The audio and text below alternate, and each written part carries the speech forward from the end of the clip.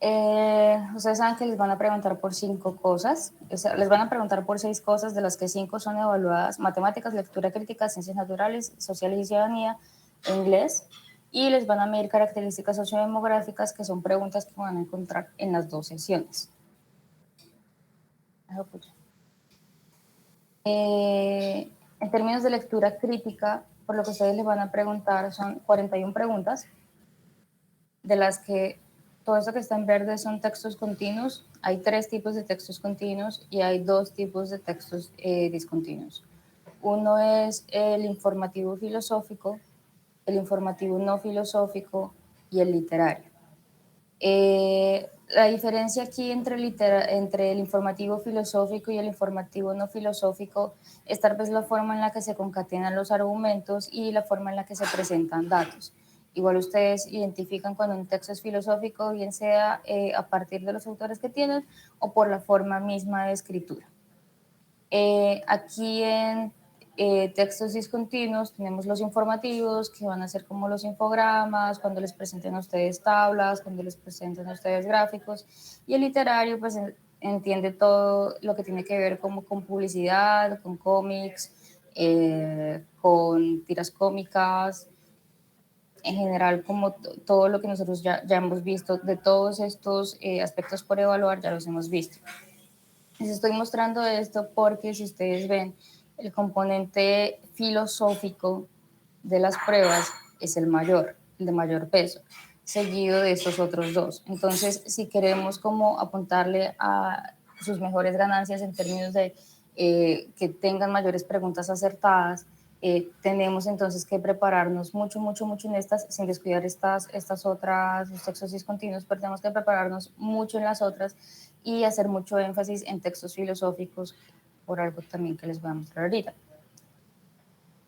La prueba de lectura crítica la van a hacer en la sesión de la mañana. Esta tablita que tengo, literal, la saqué del PDF que tiene el ICFES para la presentación del examen de 2021-1.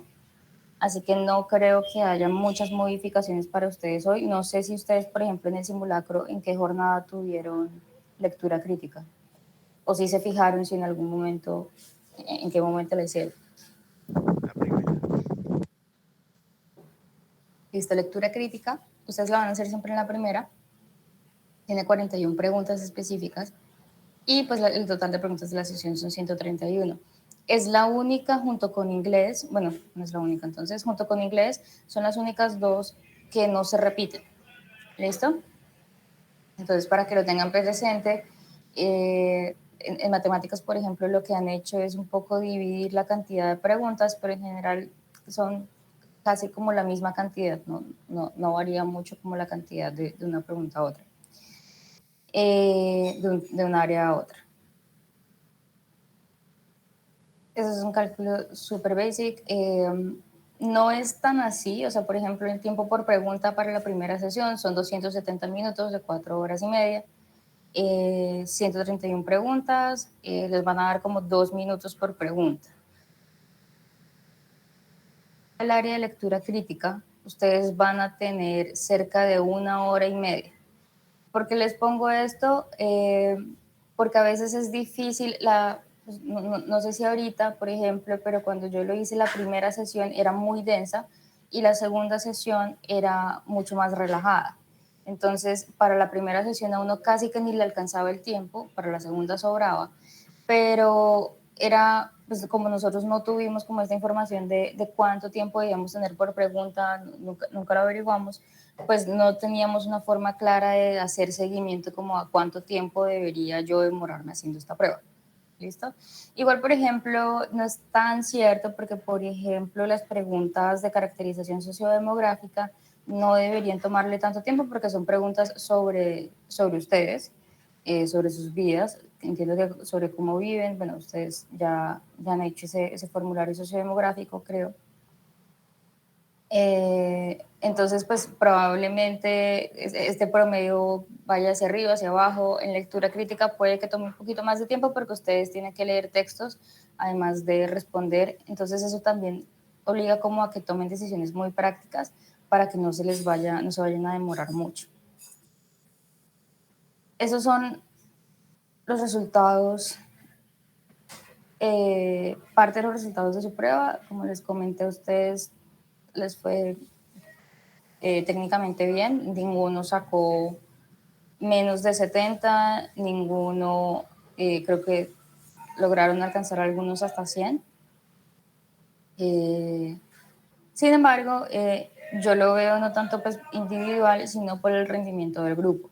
¿Listo?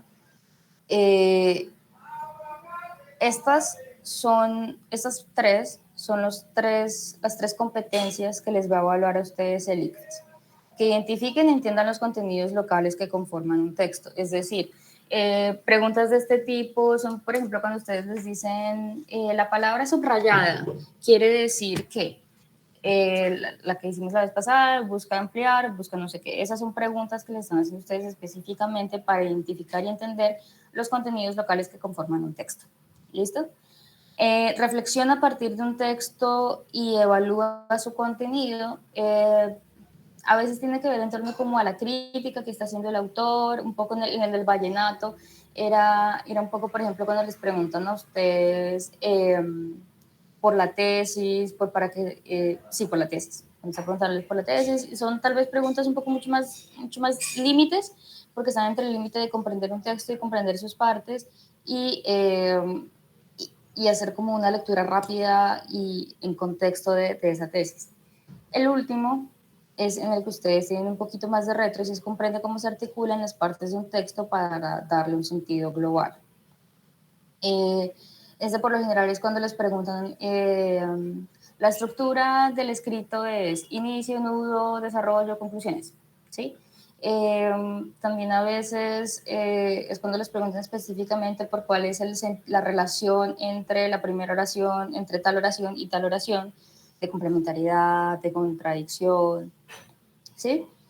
Vamos hoy a trabajar en un texto que definitivamente tiene que apuntarle a los tres, porque de entrada es un texto filosófico que de entrada nubla la posibilidad de comprender, y es un poco, de hecho, también la forma y la puesta de escritura de este filósofo que vamos a trabajar. Eso es en términos de las competencias que les van a evaluar. Entonces, estamos bien en términos de comprender las partes de un texto, estamos todavía por mejorar, eh, para que aquí, cuando tengamos el porcentaje de preguntas incorrectas, logre estar incluso por lo menos ese 16%. ¿Listo? Entonces, vamos a intentar bajarlo. Yo no sé cuántos simulacros vayan a hacer ustedes más de ahora en adelante, pero la verdad es que en los siguientes todo esto baje. ¿Listo? Esto ya tiene que ver más que todo con la forma de los textos.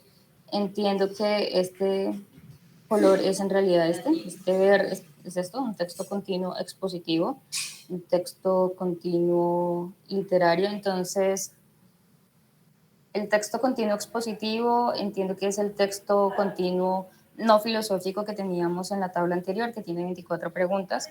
El texto continuo argumentativo es el texto continuo filosófico, que son 30 preguntas, y el texto continuo literario, que son 24 preguntas. Entonces, en estas ustedes, el índice de preguntas incorrectas por este tipo de forma de los textos igual está bastante alto, ¿sí? Está por encima de un máximo de un 10% que queremos lograr. Me llama la atención un poco esto del texto continuo literario, porque yo les había entendido a ustedes, o no sé si fue que los confundí con los de décimo, creo que no, que como tal en textos continuos literarios ustedes no se sentían tan, tan preocupados, eh, pero pues veo que igual es como y por eso no hemos hecho tantos ejercicios en textos continuos literarios, pero entonces es como el tipo de texto en el que están teniendo ustedes el mayor porcentaje de preguntas incorrectas. Entonces les pregunto a ¿ustedes creen que deberíamos entonces, volviendo el próximo semestre, el próximo periodo, Deberíamos entonces empezar también a preocuparnos por sesiones enteras sobre textos continuos literarios.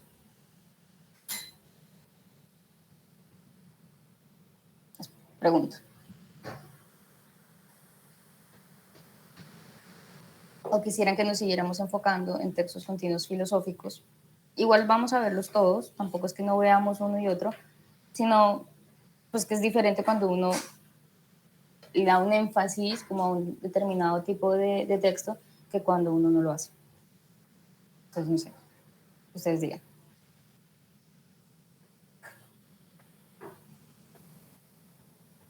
¿Si están acá? Sí, profesor. Ah. Sí, profesor.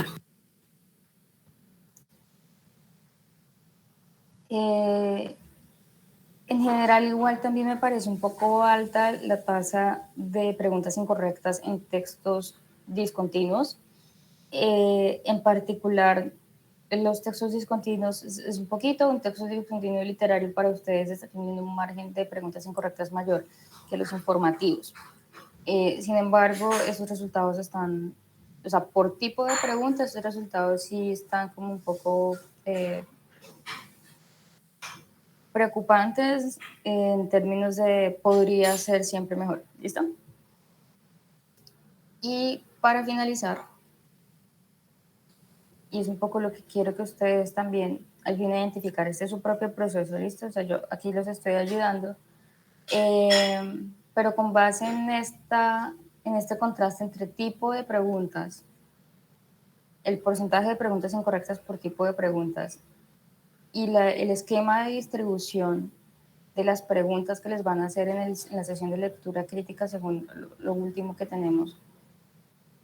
Ustedes entonces, ¿dónde identifican que deberíamos, o sea, cómo identifican ustedes que deberíamos establecer un orden de prioridad? O sea, partimos para el próximo, y para estas sesiones, partimos de los textos continuos, o sea, trabajamos en orden de prioridad según sus porcentajes acá. Sus porcentajes sería, ese orden sería texto continuo literario, texto continuo filosófico, luego texto continuo expositivo, luego textos discontinuos. Lo que ustedes me digan, porque es que creo que igual también cuando solo trabajamos textos discontinuos fue un poco limitado, porque en general como apenas son el 8% de las preguntas que les van a hacer a ustedes, hay pocos ejemplos de textos discontinuos que se estén usando. De hecho, muchas veces son reciclados. Entonces, no sé ustedes qué dicen, cómo quieren ustedes combinar, cómo creen ustedes que pueden aprender mejor como grupo. Los escucho.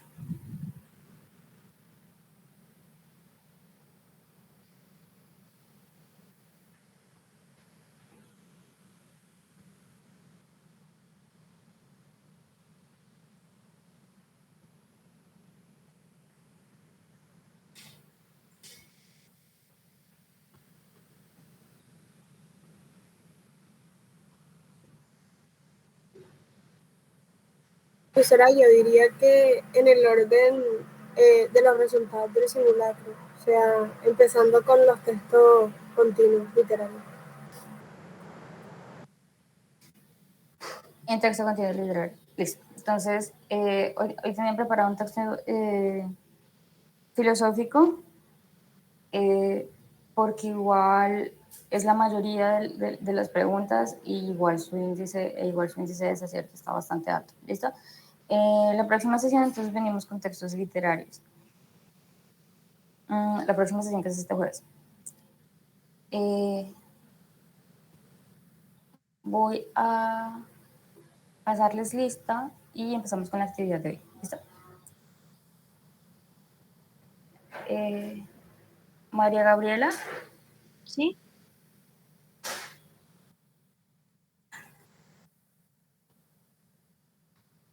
Elsie. Presente. Juan Sebastián. Presente. Saray. Presente. Liliana. Presente. Marta de Los Ángeles. Presente. Sebastián David. Sharia Lanis. Presente. ¿Sebastián estaba o no? No, señora. Profesor. Kenneth. No, señora. Acabo de escuchar. Juan Sebastián Mendoza. Nicole Charik. Presente. Dinora, yo la vi. Esteban Alexander. Presente, profe. Adriana Carolina. Presente. María José. Presente. Valeria Inés. Presente. María Jesús. Presente. Reider.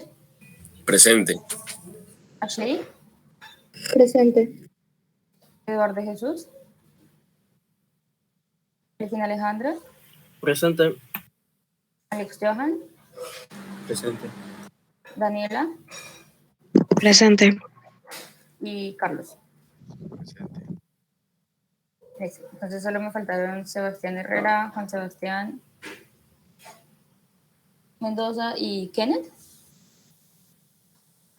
Listo. El día de hoy vamos a trabajar con este texto que se llama Sobre verdad y mentira en sentido extramoral. Profesora, no está compartiendo pantalla. Haciendo tiempo. Este texto que se llama Sobre verdad y mentira en sentido extramoral de Nietzsche.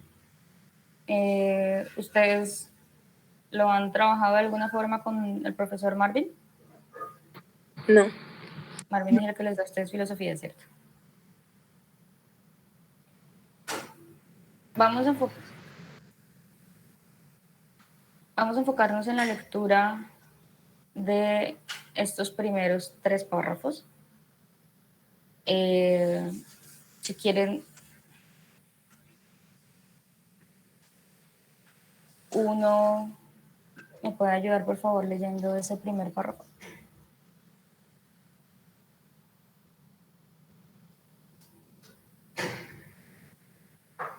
Profesora, yo puedo ayudarle.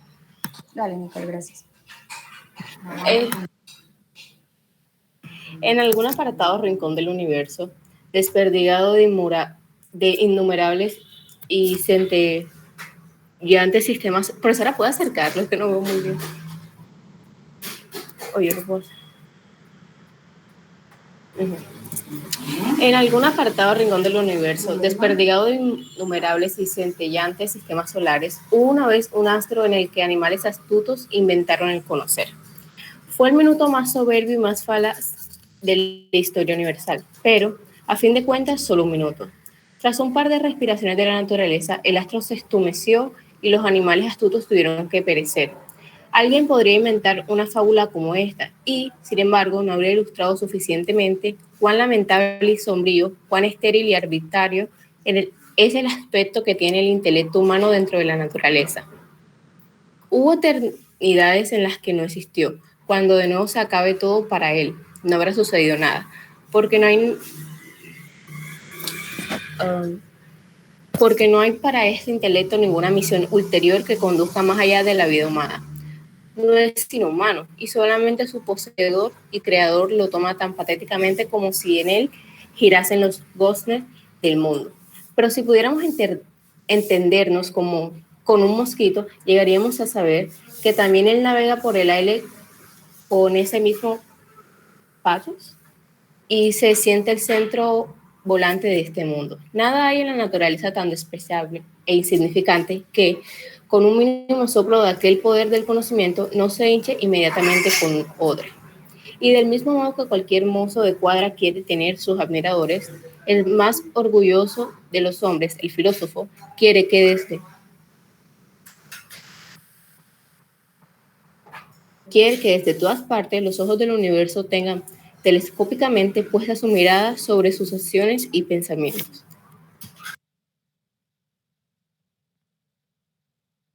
Profesor, ¿está ahí o sigo leyendo? estaba hablando en mute. Hasta ahí, Nicole, muchas gracias. ¿Alguien más ayuda con el siguiente párrafo, con los siguientes dos? Yo. Dale, este. Es remarcable que tal estado lo produzca el intelecto, el que, precisamente, solo ha sido añadido como un recurso a los seres más desdichados, delicados y efímeros, para conservarlos un minuto en la existencia, de la cual, por el contrario, sin ese añadido, tendrían toda clase de motivos para huir tan rápidamente como el hijo de Lessing. Ese orgullo ligado al conocimiento y a la sensación, niebla cegadora colocada sobre los ojos y sobre los sentidos de los hombres, los engaña acerca del valor de la existencia, pues lleva en él la más aduladora valoración sobre el conocimiento mismo. Su efecto más general es el engaño, aunque también los efectos más particulares llevan consigo algo del mismo carácter. Listo. Muchas gracias, Arabi. ¿Alguien más?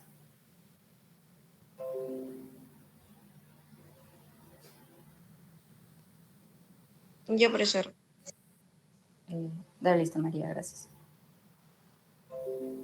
El intelecto, como un medio para la conversación del individuo, desarrolla sus fuerzas primordiales en la ficción, pues esta es el medio por el cual se conservan los individuos débiles y poco robustos, como aquellos a los que les ha sido negado servirse en la lucha por la existencia de cuernos o de la afilada dentadura de los animales carniceros. Esta arte de la ficción alcanza su máxima expresión en el hombre. Aquí el engaño, la adulación, la mentira, el fraude, la murmuración, la hipocresía, el vivir ajeno, el enmascaramiento, el convencionalismo encubridor, el teatro ante los demás y ante uno mismo, en una palabra, el revoloteo incesante ante la llama de la vanidad es hasta tal punto la regla y la ley. Que apenas hay nada más inconcebible que el hecho de que haya podido surgir entre los hombres un impulso sincero y puro hacia la verdad. Se encuentran profundamente sumergidos en ilusiones y en sueños, sus miradas se limitan a deslizarse sobre la superficie de las cosas y percibir formas. Sus sensaciones no conducen en ningún caso a la verdad, sino que se contentan con recibir estímulos y, por decirlo así, juzgar un juego de tateo sobre el dorso de las cosas. Además, durante toda la vida, el hombre se deja engañar por la noche en el sueño, sin que su sentimiento moral haya tratado nunca de impedirlo, mientras que parece que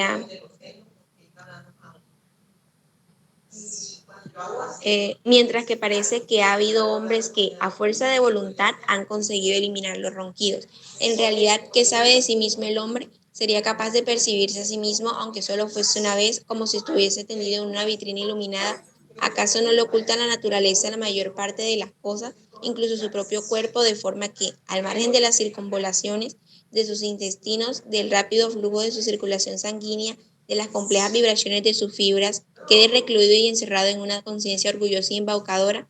Ella ha tirado la llave y ay de la funesta curiosidad que pudiese mirar por una vez hacia afuera y hacia abajo a través de una hendidura del cuarto de la conciencia y vislumbrarse entonces que el ser humano descansa sobre la crueldad, codicia, la insaciabilidad, el asesinato, en la indiferencia de su ignorancia y, por así decirlo, pendiente en sus sueños sobre el lomo de un tigre. ¿De dónde procede en el mundo entero, en esa constelación, el impulso hacia la verdad? ¿Aló?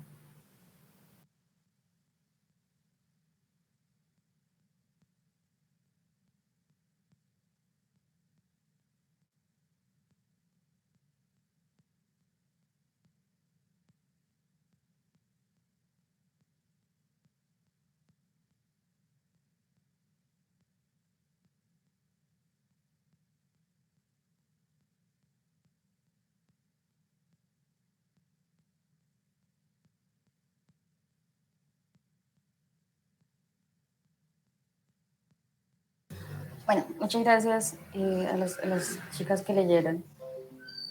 Entonces, les pregunto a alguien diferente a las tres chicas que leyeron, ¿cuál entienden ustedes que es el tema o hasta de qué ha tratado hasta el momento estos tres párrafos en conjunto?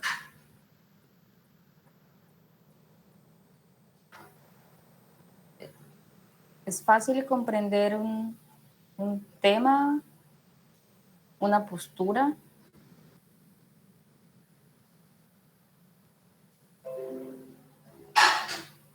Carlos.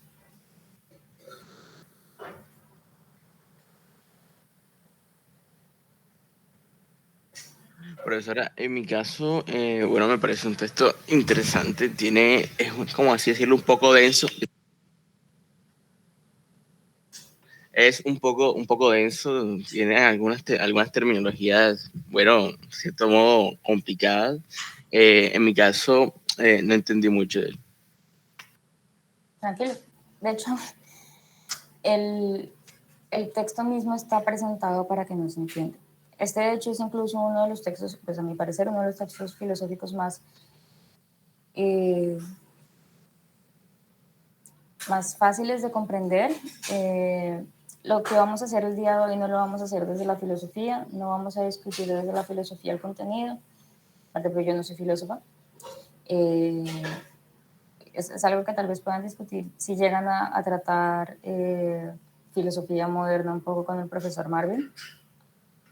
Lo que hoy vamos a hacer es un poco trabajar este texto porque Nietzsche hace un par de juegos en términos de sus recursos literarios, de sus recursos de escritura, que buscan un poco crear la información y un poco nublarla. En este caso en particular les comento un poco sobre qué estamos hablando, es de sobre verdad y mentira en sentido extramoral.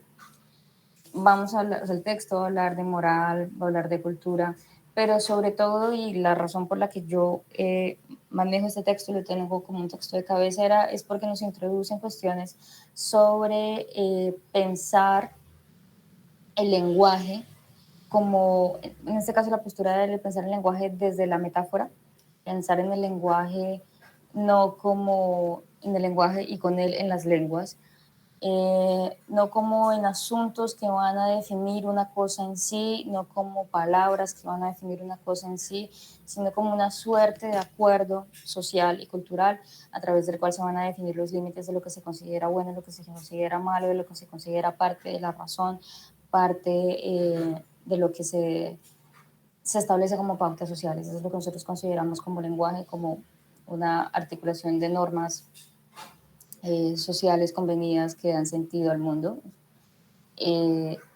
Dentro del lenguaje estarían las lenguas y dentro de ellas los idiomas, los dialectos, los acentos, las variantes regionales, pero básicamente partimos de concebir el lenguaje como ese lugar en el que se ancla la posibilidad de ser en cultura. Y precisamente la postura general de Nietzsche a lo largo de esto es decir que precisamente porque nos estamos anclando en un lenguaje que no busca una dirección hacia la cosa en sí, es falaz que querramos establecer un criterio de objetividad o un criterio del conocimiento puro y abstracto, cuando en realidad ese conocimiento lo estamos siempre accediendo a través de unos criterios y una construcción arbitraria, ¿sí? No, sin decir, desde acá pensamos que lo arbitrario no es necesariamente algo malo. En este caso lo arbitrario simplemente quiere decir que es fabricado. Vamos a volver a leer ahora el primer párrafo, porque vamos a volver a leerlo porque quiero que entonces pensemos en ese primer párrafo, cuál es su tema específico, y luego intentemos entenderlo con un ejercicio muy rápido de asociación de palabras y asociación frase a frase. Quiero que estén pendientes porque esta va a ser la actividad que ustedes van a hacer en casa estas 2 semanas con base en este mismo texto. Ustedes, la actividad consiste en que ustedes después escojan párrafos que no hemos discutido en clase y hagan una actividad de ustedes mismos similar a la que vamos a hacer. ¿Listo? Entonces,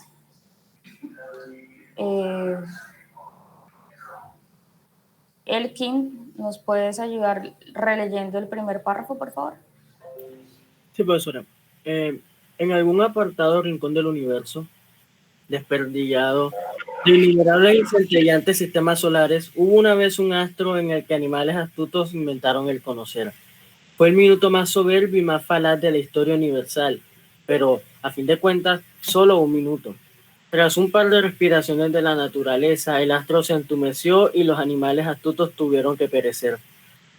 Alguien podría inventar una fábula como esta, y sin embargo no habría ilustrado suficientemente cuán lamentable y sombrío, cuán estéril y arbitrario es el aspecto que tiene el intelecto humano dentro de la naturaleza.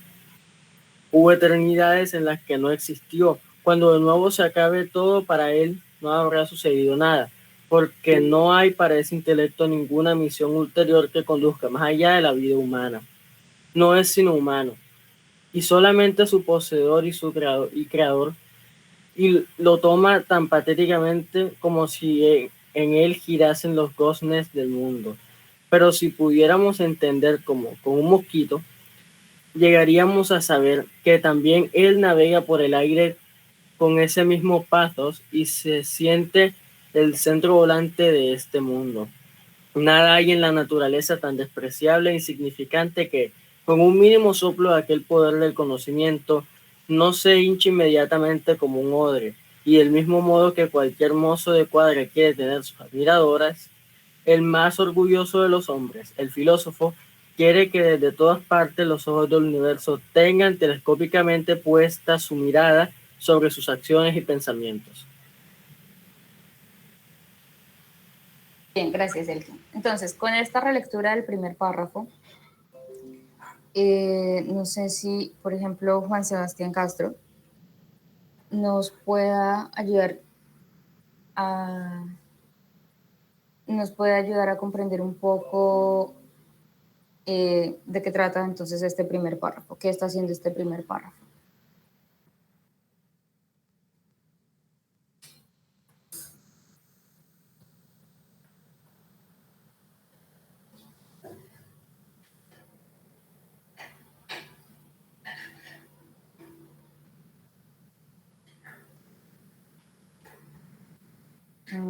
Bueno, si no está Juan Castro, Saray. Sí, yo lo que entendí fue como al principio hacen como una descripción de la aparición del hombre, más o menos, por decirlo así, y, eh, y pues a raíz de la aparición del hombre también nació el intelecto, pero pues el hombre se siente como, o sea, se siente como el centro de atención gracias a ese intelecto cuando claramente después de su desaparición no quedará nada. Muy bien, en efecto es esto de lo que nos está hablando, uno de los temas centrales y es el hilo conductor de lo que nos está hablando Saray es, hicimos como el autor hizo una mini historia universal centrada en lo fugaz de la existencia humana. Entonces, básicamente tenemos este primer párrafo, es un primer párrafo pues que es introductorio, nos introducen en el tema. Leímos de corrido los siguientes párrafos que hacen mucho más claro este primero. De no haber leído los otros, este primer párrafo hubiera sido un poco más difícil de entender, un poco más difícil de entender la postura del autor sobre todo, que es como también lo ha resaltado Saray, un poco cómo el conocimiento y el intelecto no son en realidad, que es en parte pues, de la razón humana, del ser humano, no les otorga necesariamente un lugar especial en el universo. En general es un párrafo introductorio que nos va a establecer ciertas premisas. Yo quiero que, por ejemplo, ustedes me digan, por ejemplo, de la primera competencia que evalúan, ¿hay palabras que ustedes no entiendan de este primer párrafo que les sean difíciles de comprender? Por ejemplo, ¿sí? Gosnes, Marta iba a decir algo. Sí, profesora, que esa palabra que hizo pato, la verdad es que yo no sé qué significa. Bueno, entonces, En este caso, cuando ustedes en la prueba misma se encuentren con palabras que ustedes no comprenden, es necesario que a través de la lectura de la frase y de las frases siguientes intenten darle sentido a esa palabra. ¿Listo? Entonces, por ejemplo, en la primera, goznes del mundo, un gozne dice solamente su poseedor y creador lo toma tan patéticamente como si en él girasen los goznes del mundo. Estábamos hablando de algo, de alguien que se está creyendo central y algo que permite que el mundo gire, ¿sí? Un gozne por lo general es un punto desde el que se permite un giro. Entonces el gozne de la puerta es donde están las bisagras, ¿sí? Porque es el que permite que gire la puerta.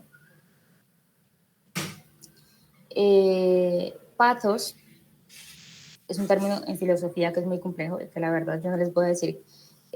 No voy ni siquiera a intentar darles a ustedes una definición de qué es pathos porque luego puedo tener problemas con Marvin. Entonces, en este caso, pathos, por el contexto de la oración, puede ser intercambiado por otra palabra que se usa mucho en el lenguaje común. Entonces, pero si pudiéramos entendernos con un mosquito, llegaríamos a saber que también él navega por el aire con este mismo pathos y se siente el centro volante de este mundo. Hay una palabra del conocimiento de uso muy común que puede en este caso dar un sentido de lo que es en general el pathos como,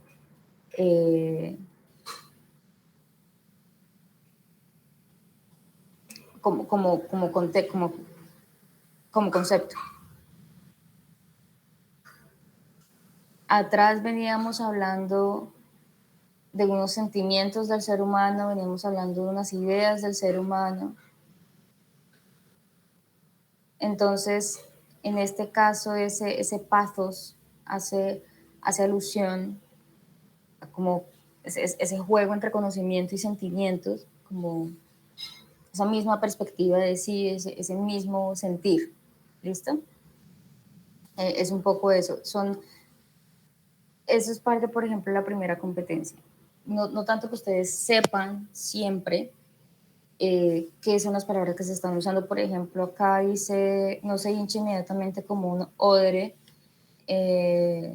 Bueno, odre sí es una palabra muy específica que es muy muy difícil de cambiar. Odre es este saco que se llena de agua y pues cuando se llena de agua o de líquido, pues sí se hincha.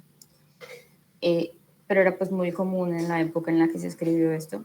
Pero por ejemplo, pathos por el artículo mismo, por el párrafo mismo y por la forma en la que está escrita la oración, sí permite como cierta posibilidad de comprensión si uno se sienta nuevamente y relee solo esa frase, ¿sí? Entonces, cuando ustedes en el ICFES se encuentran con palabras muy difíciles como esta, releanse la frase en la que está inserta, una frase anterior, una frase posterior y probablemente puedan encontrarle un sentido para lo que significa esa palabra. Se aplica tanto para el aprendizaje en español como para el aprendizaje en inglés. Cuando ustedes se avienten, si quieren hacer lectura de novelas o de textos de ficción en inglés, es muy engorroso estar leyendo inglés, cogiendo un diccionario, buscando una palabra, leyendo inglés, buscando un diccionario, encontrando otra palabra. Simplemente cuando yo, por ejemplo, me solté en inglés, porque no puedo seguir usando un diccionario cada 2 minutos, necesito empezar a comprender lo que intenta decir esta palabra para leer el contexto. ¿Listo? Ahora, este primer párrafo es bastante llamativo porque es un primer párrafo en extremo irónico en la primera frase.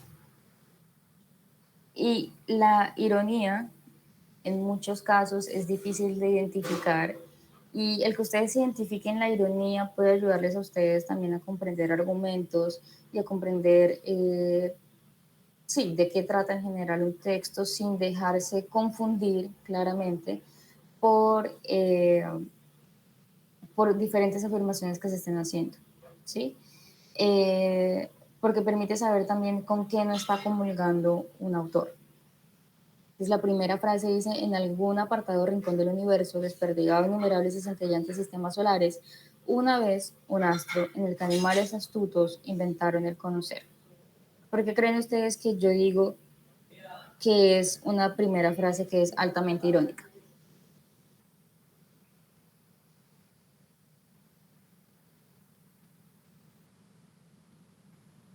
Pero será porque hace la relación o una referencia de que los humanos son los animales astutos, si no estoy mal, creo yo. Claro, en efecto, la ironía está parte de eso.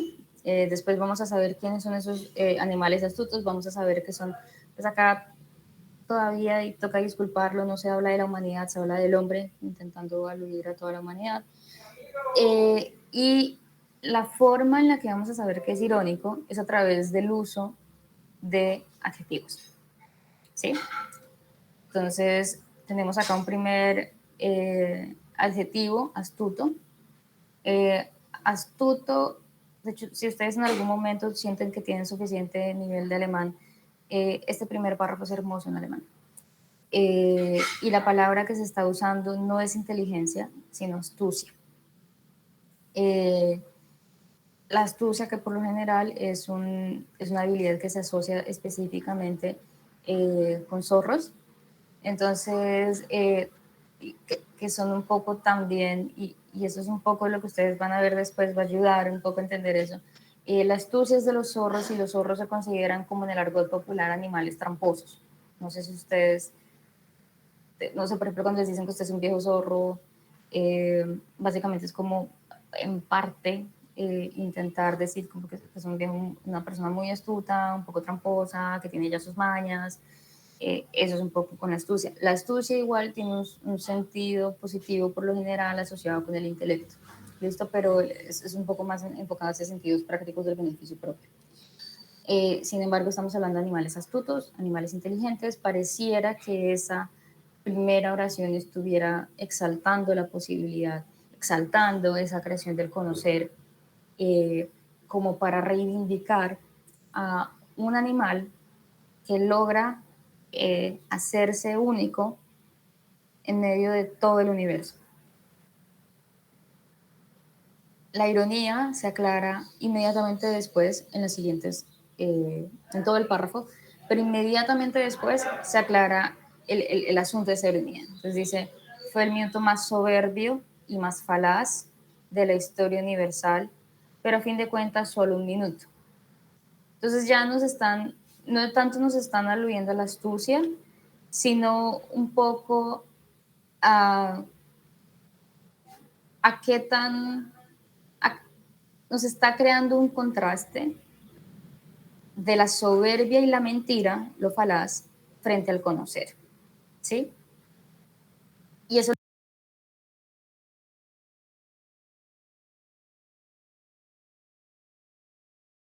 podría inventar una fábula como esta, sin embargo no habría ilustrado suficientemente cuán lamentable y sombrío, cuán estéril y arbitrario es el aspecto que tiene el intelecto humano dentro de la naturaleza. Hubo eternidades en las que no existió, cuando de nuevo se acaba de parar de él, no habrá sucedido nada, porque no hay para ese intelecto ninguna misión ulterior que conduzca más allá de la vida humana. No es sino humano, y solamente su poseedor y creador le toma tan patéticamente como si en él girasen los goces del mundo. Eso es un poco decir también como si él fuera el centro del universo. Entonces, la ironía se plantea siempre en un texto de dos formas. Uno, en este caso, nosotros hemos leído otros párrafos posteriores y sabemos que su postura en realidad no es una exaltación del ser humano, del animal astuto que se inventó el conocer. Sabemos que no lo va a exaltar, porque probablemente hasta esa primera oración, y es un poco lo que siempre hacen, hasta esta primera oración parecería que va a exaltar o que va a poder hablar positivamente del conocimiento y de lo central que es el conocimiento para esos animales astutos. Sin embargo, después va a decir: sí es central, pero es falaz, es soberbio, es una mentira, no existe, y sobre todo, no va a ser útil porque igual nos vamos a morir.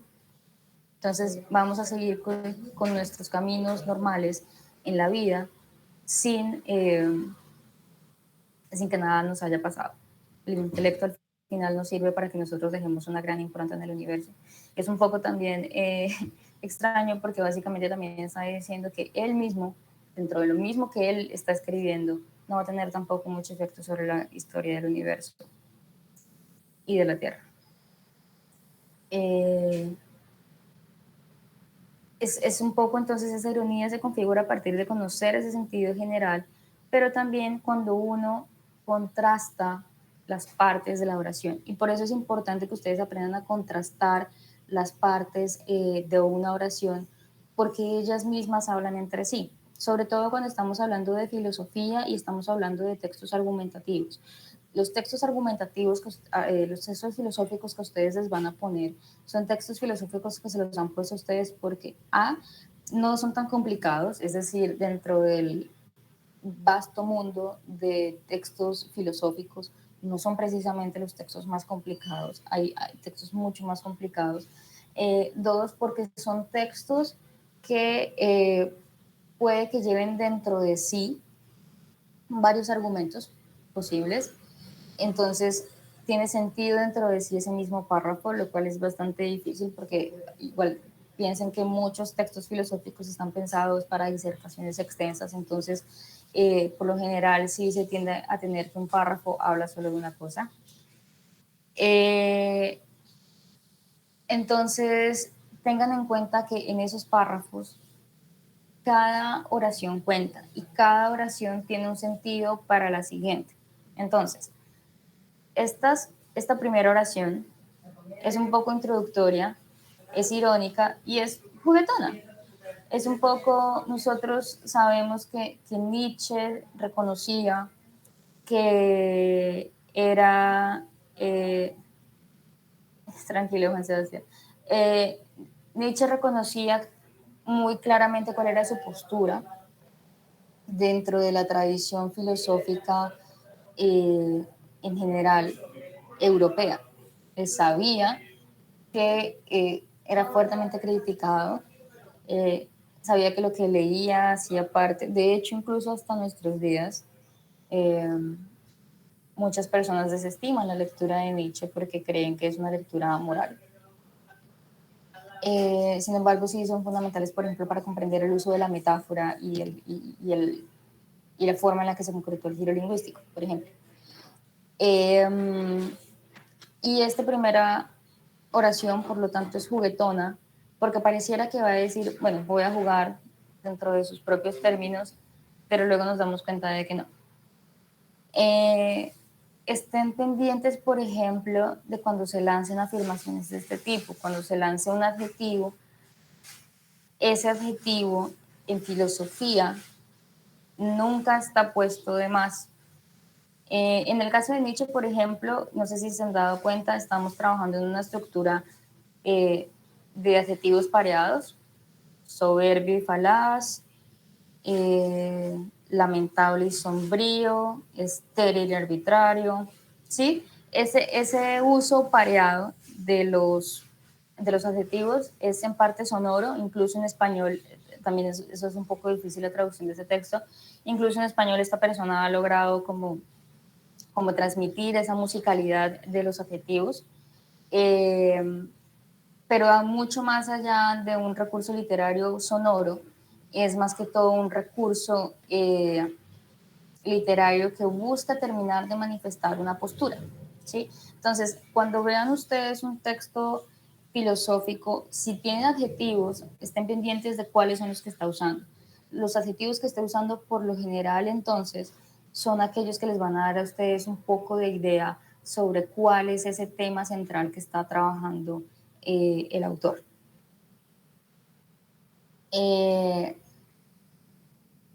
En este caso, creo que sí fue con ustedes con los que tuvimos una discusión. En este caso, ustedes creen que hay oraciones que además hay una tesis en el primer párrafo y habla un poco de lo inútil del conocer lo inútil y engreído del conocer humano.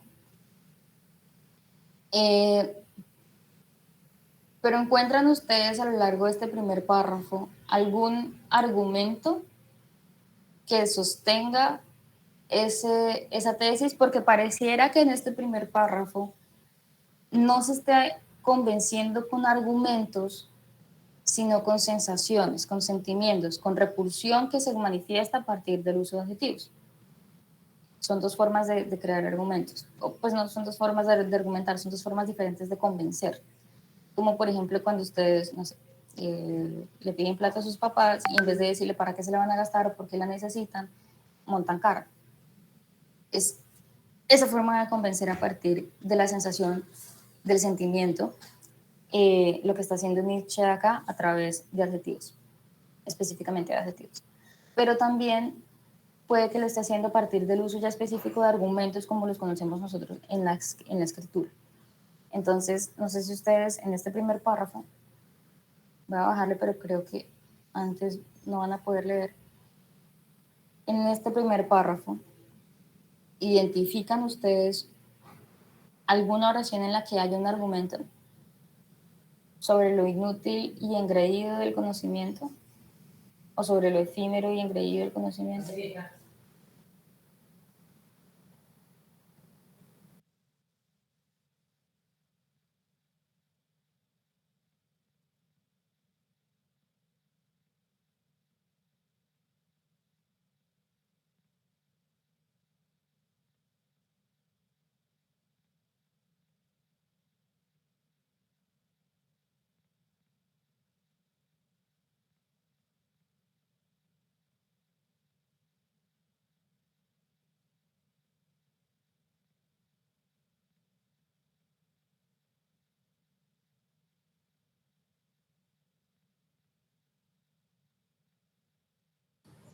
Adriana, ¿identificas algo en este primer párrafo que pueda ser usado como argumento para sostener esa tesis?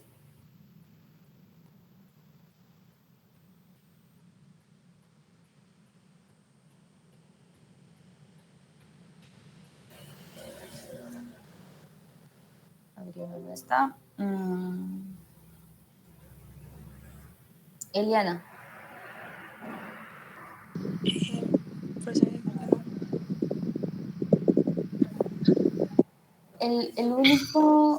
La única suerte de argumento, Juan Sebastián Idola. La única... Bueno, ¿Sí? profesora, que yo pienso que la frase dice, porque no hay para ese intelecto ninguna misión ulterior que conduzca más allá de la vida humana, nos puede dar el argumento de por qué se podría considerar inútil y efímero, ya que este no tiene un fin más grande o más antes que la vida, que en sí misma es efímera y que para el universo no tiene, por decirlo así, tiene una gran relevancia, un significado. Exacto. Entonces, el único argumento como tal que se está esgrimiendo para hablar sobre qué tan inútil es el conocimiento y por lo tanto porque es falaz hablar de ese conocimiento, porque es soberbio y porque es falaz y porque es increíble, el único argumento que nos están dando es precisamente el que identificó Juan Sebastián.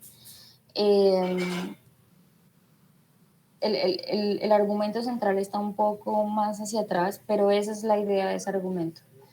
No hay misión ulterior, nosotros no tenemos una misión ulterior para ese conocimiento, o por lo menos no en el momento en que lo estaba escribiendo Nietzsche. Podríamos intentar criticar o intentar responderle a Nietzsche que con toda nuestra experiencia aeroespacial hasta el momento hemos intentado por lo menos llevar el nombre de la humanidad un poco más lejos, un poco por fuera de la Tierra, pero se sigue manteniendo dentro de su misma lógica de razonamiento. Entonces, sí, puedes llevarlo afuera, pero igual vas a perecer. No se desmotiven con este texto, simplemente como su postura altamente negativa para criticar a los filósofos, básicamente sí, eso es lo que hizo todo el tiempo de su vida. Porque precisamente pues ustedes saben que hasta ese momento escribir era la forma de considerarse que había pasado a la inmortalidad a algún ser humano, como la inmortalidad de Sócrates, la inmortalidad de Platón, personas que probablemente que existieron hace muchos, muchos, muchos años y que pues todavía mantenemos en los currículos, que creo que incluso ustedes ya han leído. El argumento como tal está un poco más centrado en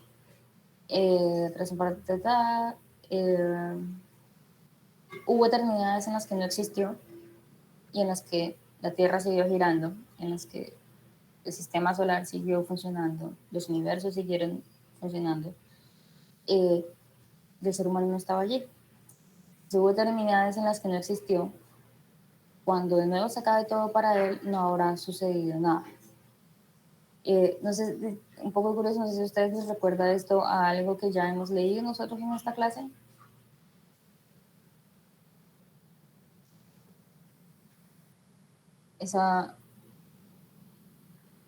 Lo efímero de la existencia, cómo seguirá el mundo después de la desaparición humana, y es este texto que leímos de Ray Bradbury, vendrán lluvias suaves, creo que es la traducción, en el que leímos sobre una casa inteligente que estaba viviendo sola y su habitar solo decantó junto con la existencia de otro animal en la destrucción de la casa y aparentemente entonces la destrucción de ese último vestigio humano que eran las tres figuras que habían quedado plasmadas en la pared cuando ocurrió la catástrofe que asesinó, que mató a las personas que vivían allí. Entonces, un poco lo que tenemos, un poco lo que tenemos es es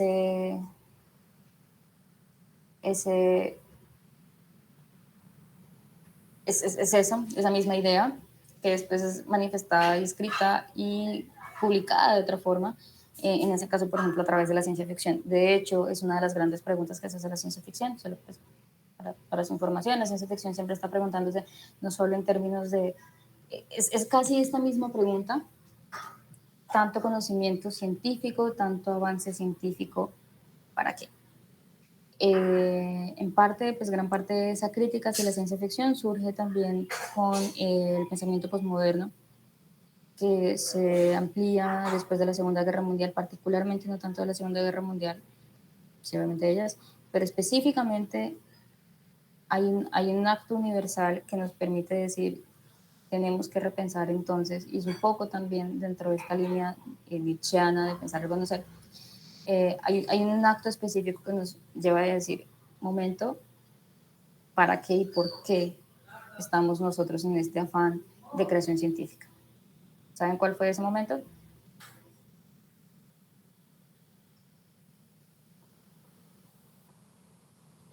¿Cuál pudo haber sido ese momento histórico que nos haya dicho, momento, tenemos que establecer órdenes claros para la investigación científica?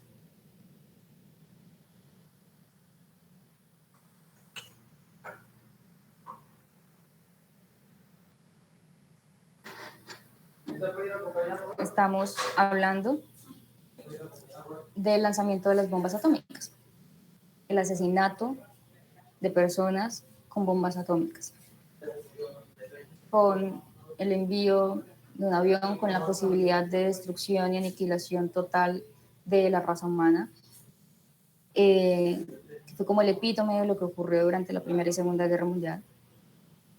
De suyo, la Segunda Guerra Mundial, ustedes saben, tuvo un avance armamentístico mayor, un avance científico y de ingeniería mayor, que se usó para acelerar el asesinato de parte y parte. Y se manifestó y se centró mucho más ese asesinato a partir del lanzamiento de las bombas atómicas sobre Hiroshima y Nagasaki. Entonces, un poco lo que ocurre en ese momento es nuevamente preguntarnos qué estamos haciendo como sociedad, qué está haciendo la ciencia por la sociedad, y sí nos está presentando muchos cambios en términos y muchos beneficios, pero entonces también qué estamos haciendo. y un poco lo que luego toma la ciencia ficción, es decir, exacto, qué estamos haciendo con la humanidad, y se va a plantear preguntas filosóficas y preguntas éticas en torno a ese uso de la ciencia, y un poco también preguntas existenciales como las que se hizo Ray Bradbury en ese texto. Es un poco entonces qué ocurre a pesar de todos nuestros inventos científicos cuando nosotros dejemos de existir. Y es un poco lo que está diciendo Nietzsche en este caso, y es, nosotros dejamos de existir y puede que sigan nuestras cosas por un tiempo, nuestro legado, por así decirlo, material por un tiempo, pero en general el mundo no nos va a echar de menos. Y de hecho, tal cual como estamos en este momento, probablemente el mundo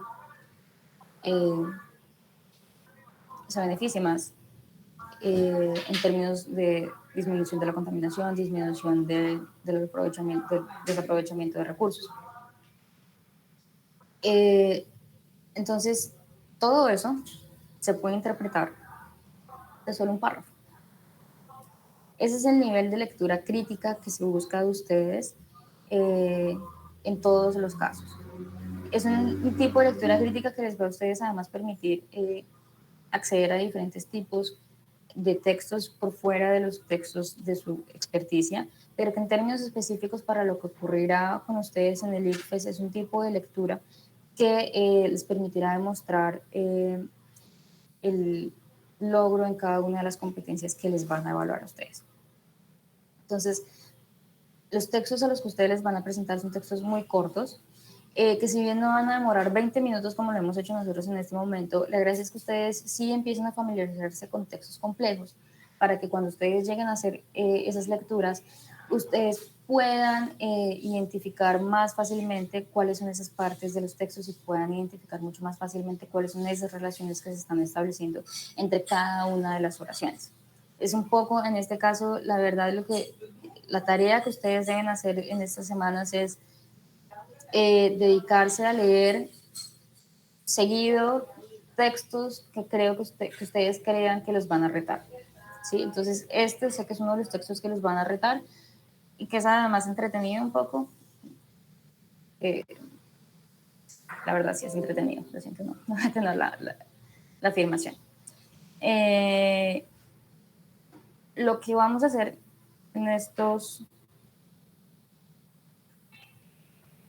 segunditos, ustedes, en estos 15 minutos que quedan, ustedes cada uno prepare, por favor, en términos textuales, un poco como lo hemos hecho acá con dónde están argumentos, qué están haciendo los adjetivos, en 5 minutos de este segundo párrafo.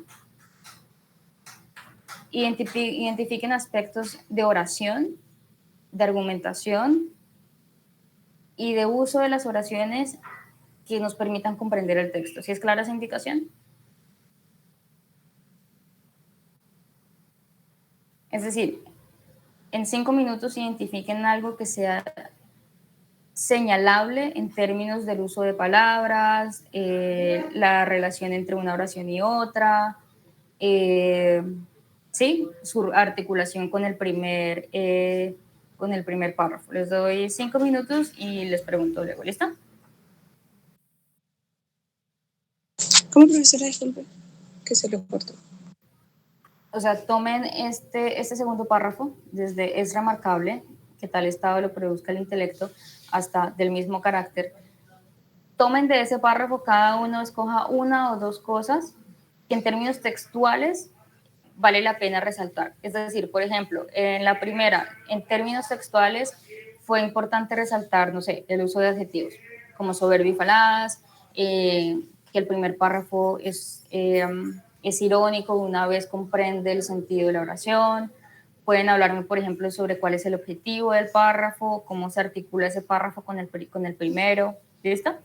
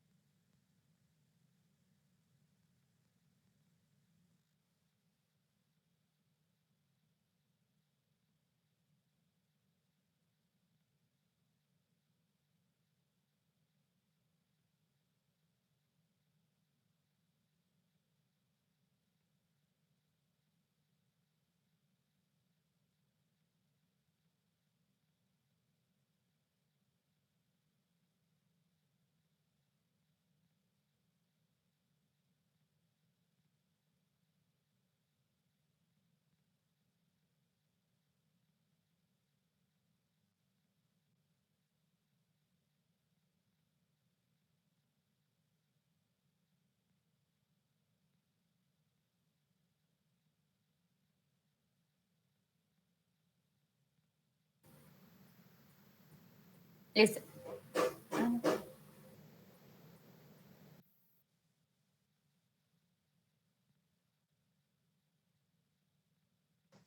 Listo, ¿terminaron?